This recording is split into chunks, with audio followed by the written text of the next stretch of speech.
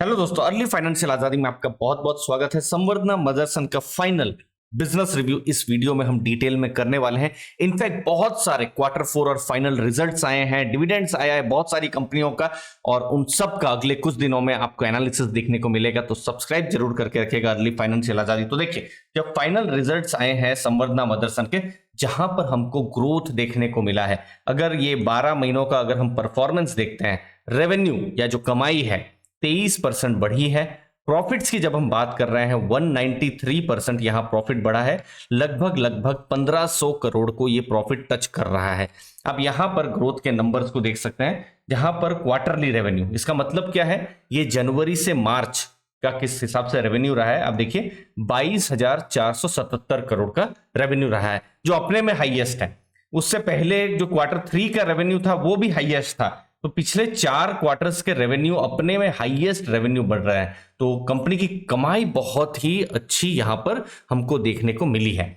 Challenge actually में क्या था कि जो एबिटा है वो उस हिसाब से बढ़ नहीं रहा था, क्योंकि कंपनी के खर्चे बहुत ज्यादा बढ़ रहे थे। और खर्चे भी क्यों बढ़ रहे थे, क्योंकि कोविड के बाद से जो रॉ मटेरियल के, जो एनर्जी के जो प्राइस हैं बहुत ज्यादा बढ़ गए थे, तो उसके कारण से मार्जिन उनके कम हो रहे थे। तो हम यहां देख सकते हैं कि मार्जिन भी धीरे धीरे करके, जैसे जैसे साल आगे बढ़ता गया, मार्जिन भी रिकवर होते गए, और 9% का ये क्वार्टर 4 का मार्जिन रहा है। तो जिसको एक चीज हम जान सकते हैं कि कंपनी का रेवेन्यू बढ़ रहा है, अच्छी बात है, और मार्जिन बढ़ रहे हैं, तो ये भी एक पॉजिटिव डायरेक्शन की तरफ बात जा रही है।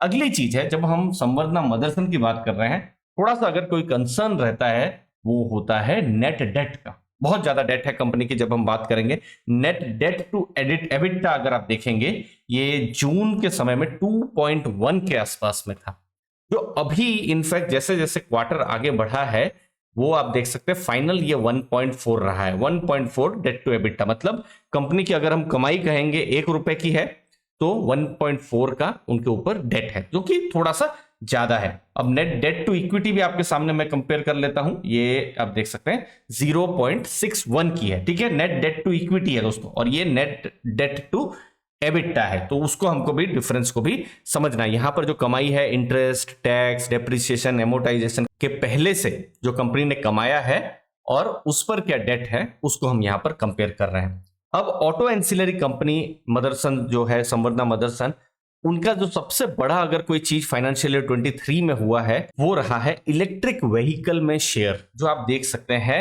1970 बिलियन यूरोस का उनके पास ऑर्डर है, जो अभी तक शुरू नहीं हुआ है। और ये लगभग लगभग 40% उनकी टोटल ऑर्डर बुक का है। और इलेक्ट्रिक व्हीकल जैसे आप देख रहे हैं, भारत में, भारत के बाहर, ग्लोब में एक बहुत बड़ी की थीम है यहाँ। फिर ओवरऑल अगर प्रोडक्शन को भी अगर आप जोड़ लेते हैं तो इलेक्ट्रिक व्हीकल 29%, यहां पर पूरी समझ लीजिए 100 रुपए की ऑर्डर बुक है, तो 29%, जो कि प्रोडक्शन जिसका शुरू हो गया है और शुरू नहीं हुआ है, सब ऑर्डर बुक को अगर आप देख लेंगे तो 3,700 बिलियन यूरो के आसपास में ये आ रहा है। तो हम जैसे जैसे बिजनेस को समझ रहे हैं, यहां पर एक चीज समझिए, ऑटो एंसिलरी में मदरसन क्या काम करती है, वायरिंग हार्नेस है, या फिर जो पॉलीमर है जो किसी भी कार में या कॉमर्शियल व्हीकल में बनता है, जिसके बिना किसी भी कार को बना पाना बहुत मुश्किल है, वो सब प्रोडक्ट्स वो बनाते हैं।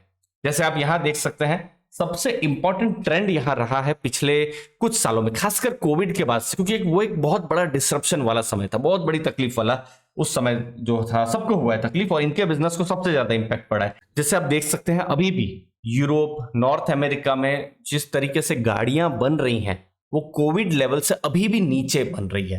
ये एक इंपॉर्टेंट चीज है। जैसे अभी आप देखेंगे यूरोप में लाइट व्हीकल्स में ग्रोथ हो रहा है, कॉमर्शियल व्हीकल्स में क्वार्टर ऑन क्वार्टर ग्रोथ नहीं हुआ है। नॉर्थ अमेरिका में ग्रोथ हो रहा है, जो कि अच्छी बात है, यहां पर वॉल्यूम रिकवर होना शुरू हो गया है, अच्छी बात है। लेकिन चाइना में उस हिसाब से ग्रोथ नहीं हो रहा है। देखिए, लाइट व्हीकल्स का वहां ग्रोथ नहीं है। भारत की अगर आप बात कहेंगे, लाइट व्हीकल्स जो है उनका ग्रोथ हो रहा है, कॉमर्शियल व्हीकल्स का ग्रोथ नहीं हो रहा है। तो ये चीज आने वाले समय में एक्सपेक्टेशन यही रखी जा सकती है या रखनी चाहिए कि इनका ग्रोथ होता रहे, ग्रोथ इनका होता रहेगा, गाड़ियां ज्यादा बिकेंगी या कॉमर्शियल व्हीकल्स जो है ज्यादा बिकेंगे, तो बिजनेस में किसको इंपैक्ट पड़ेगा, मदरसन सुमी को, या जो संवर्धना मदरसन अभी नाम है। और इनफैक्ट अगर ये पिछले साल का मैं डेटा बताता तो चीजें इतनी भी अच्छी नहीं थी। तो ये एक रिकवरी फेज में बिजनेस अभी हमको आपको जाने को दिख रहा है। तो ओवरऑल आप देख सकते हैं रेवेन्यू 23% बढ़े हैं 78,701 करोड़ के आसपास में।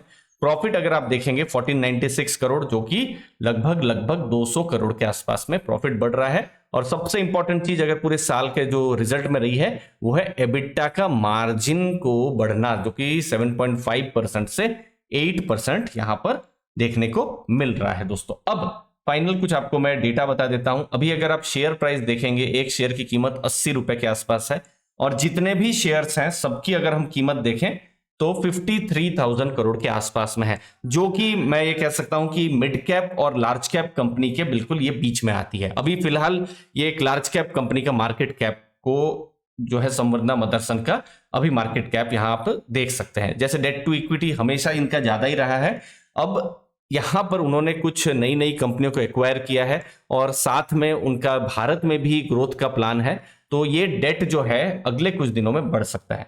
अच्छा, अगर हम बिजनेस की बात करते हैं तो आप देखिए पी रेशियो पिछले 5 साल का, देखिए बीच में कुछ नहीं था।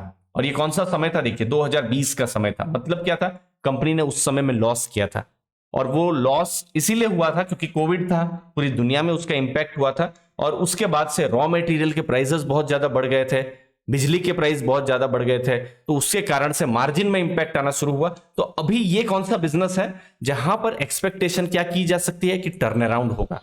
चीजें खराब हो चुकी हैं, वहां से अच्छा होना यहां पर एक्सपेक्टेशन है कि शुरू हो जाए, और थोड़ा थोड़ा अच्छा हमको देखने को मिल भी रहा है। तो ये उस हिसाब से थोड़ा सा रिस्की भी हो जाता है, तो वो भी आपको ध्यान में रखना है। फाइनली यहां पर जो मैंने रिसर्च रिपोर्ट भी पढ़ी जो आईसीआईसीआई सिक्योरिटीज और मोतीलाल ओसवाल की, यही कहने का है उनका कि मार्जिन्स जो हैं अच्छे रहे हैं और धीरे धीरे रिकवरी हो रही है। यही अगर 2021 का डेटा होता तो और खराब डेटा थे, तो चीजें अच्छी हो रही है।